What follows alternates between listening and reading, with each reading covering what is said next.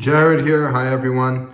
Just want to take a moment to remind everyone, if you haven't subscribed to my YouTube channel, please do so. Now this is a very interesting topic that I want to bring up, that I want to discuss. It hasn't come up that often really in the last 5 years or so. From time to time it used to come up a little bit more. I've heard it from people, or people have commented, Jared, if you work for God, and we know you do, why do you charge money? Why do you charge money if you work for God? Now, let's touch upon a few things here. First of all, generally, the only people that ask this type of question, and I pray for them, I don't hate anybody, I pity people, it's what we call in Hebrew, Rahmanat. I pity on them, I pray for them. It's generally the type of people that are very lazy, don't like to work themselves, very often unemployed, on welfare, or very often just people who are very, very cheap. Very, very cheap people, and always the type of people who believe that they're owed something. It's always someone who feels that we owe them something, okay? So when somebody asks me that question, I respond with a question. It's the way of my people, the Hebrews. We answer a question with a question. And I say, well, do I not have a right to earn a living? Do I not have a right to put a roof over my kids' heads? Do I not have a right to feed my family, my wife, my kids, and myself? And of course they answer, well, of course you do, Jared, you certainly do. And then I continue and say, furthermore, why? Well, you save lives, you work for God, and we know that you've saved many lives, and we know that you've helped so many people. So because of that, you shouldn't charge, kind of like priests. First of all, rabbis, priests, imams, they make a salary. That's number one. And some of them do very, very, very well financially, by the way. Okay? Now put that aside. If saving a life is a prerequisite for not charging money, well then the doctors who do save lives, who do operations and save lives, the policemen who have saved lives, the firefighters who have saved lives, the ambulance staff that have saved lives, and I can go down the list. There's all kinds of people who have saved lives, the military members who have saved lives, okay?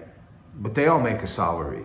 So why am I different? And then I get the answer back, well, you work for God. Okay, fair enough, even though priests and rabbis and imams are supposed to also, and other religions. Now, putting that aside, okay, I go back to the point, well, if I have a right to earn a living, and I have a right to feed my family, why are you telling me not to charge? I always say, are you going to pay my bills? Are you going to cover my mortgage? Are you going to pay my groceries, which ranges anywhere from $600 to $700 a week? And there's no lobster in there, there's no filet mignon, there's no T-bone steaks, okay, either. But for 7 people, that's what it costs these days to eat, okay? Are you going to cover? Well, no, I won't cover your bill, of course. So I said, well, if I have a right to live and pay my bills, but you're not going to cover it, what are you really saying here? That I have a right, but you're not going to be the one that provides for that right? It makes absolutely no sense.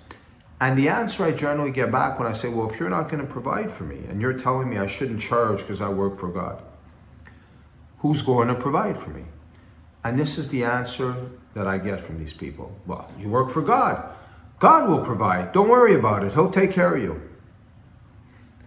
Well, unfortunately, this isn't 3,600 years ago, give or take, when Moses led my people out of bondage in Egypt, when the Hebrews came out of Egypt and then wandered the desert for 40 years before God allowed them to enter the land of Israel, the land of milk and honey, so to speak.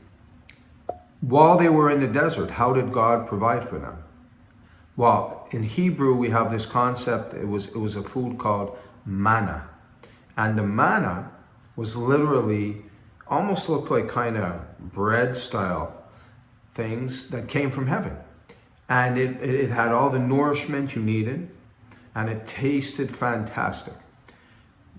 But unfortunately, I'm not in the desert 3,600 years ago wandering around waiting for the manna to fall from the sky for me to eat it and collect enough for my family, because the Hebrews were told collect a certain amount for you and your family members. Therefore, there's no manna falling from the sky right now. So I tell people, you know how God provides? God provides because we do have to work within the physical world that he sent our souls down to. God provides by sending me clients who A, are not cheap, B, who honor and respect the gift that I have, honor and respect the sacrifices I make, honor and respect the work that I do, and honor and respect the efforts that I put into my work, trying to make a difference for people. And thank God, this gift that he has given me has allowed me to help and positively affect thousands and thousands of people. Thank God. There you have it. It's that easy. When someone says God will provide, God does provide. He provides by sending me people who will pay for a service. And by the way, I'm generally much cheaper than most people, especially when it comes to doing haunted homes and exorcisms and removing demonic attachments. There's a lot of people probably watching this video right now that have spent $2,000, $5,000, $10,000. I have clients that have spent up to $20,000 on people. I am a fraction of the cost, a fraction of that cost, okay? So I'm about as cheap as it gets for the type of work that I do and at the level that I do it. So when someone actually has the nerve to tell me, well, you shouldn't charge, you should give me your services for free, I leave it in God's hands. I give them the answer that I just stated here in the video, and I let God take care, meaning the conversation that they have afterwards can be between them and God. I'm not the judge, jury, and executioner. God will take care of it. Thank you for watching, and once again, please subscribe if you haven't already. And furthermore, please don't be shy to share the video. And feel free to comment, like it, as you wish. God bless. Jared out.